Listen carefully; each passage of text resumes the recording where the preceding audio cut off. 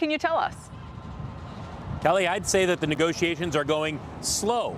If you read the comments from both sides, and if you look at how far apart they are, there's not a whole lot of progress. In other words, we don't expect an agreement anytime soon. Now, that could change, but at this point, here's what we're expecting.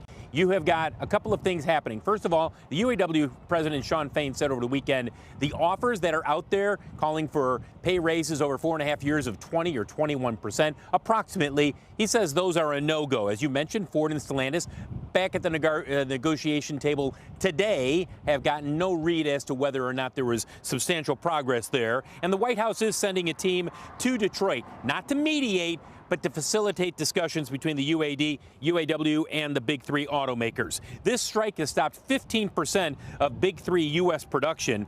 It's approximately 12,700 UAW members who are on strike. 5,800 here in Toledo at the Jeep plant, which is owned by Stellantis. As you take a look at shares of Ford, keep in mind that the UAW counterpart in Canada, Unifor, its contract with Ford expires at midnight. There could be a strike tomorrow. They may extend negotiations, but that is something that we could see develop tomorrow, which would put a little more pressure on Ford. They don't have a ton of facilities in Canada, but they do have some. And then you've got GM and Stellantis. By the way, they are after Ford when it comes to negotiations with Unifor north of the border.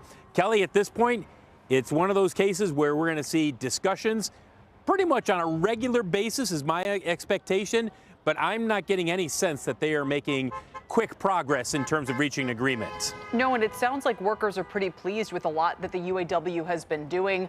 The way that they don't even tell the workers, I guess, where they're going to strike. It's kind of a surprise to everybody.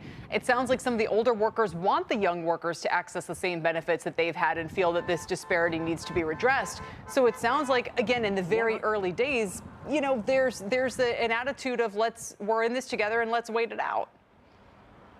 Kelly, I cannot tell you how many UAW members I've talked to either last week or I've talked to some today who have said the wage tiers, it has got to go. Those were put in place when the bankruptcies happened for GM and Stellantis, and then Ford obviously gets a similar contract. So back in the 2009-2010 timeframe, they were put in place so that there would be lower labor costs, at least initially as they were hiring workers. And that made sense at that time, given where the economics were for the big three. It doesn't make sense anymore, according to most of the workers. Almost everybody I've talked with, Kelly, veterans who have been in the UAW for years have said it's ridiculous that there are some people making $8, $10, $12 more than the person working right next to them, and they're doing the exact same job. Right, and I think, Phil, some of the numbers making the rounds are pretty eye-popping. Is this correct, and these come from Wells Fargo, that the big three's current total labor costs are $66 an hour? That includes benefits. If the demands are met, they say that would grow to $136 an hour. It's obviously dramatically higher than, for instance, what Tesla is paying. Well, that's if it's everything goes to $136 an hour. If they don't get everything that they're asking for, it's going to be dramatically lower. And that's the expectation, that it's going to be somewhere between that 66 and 136.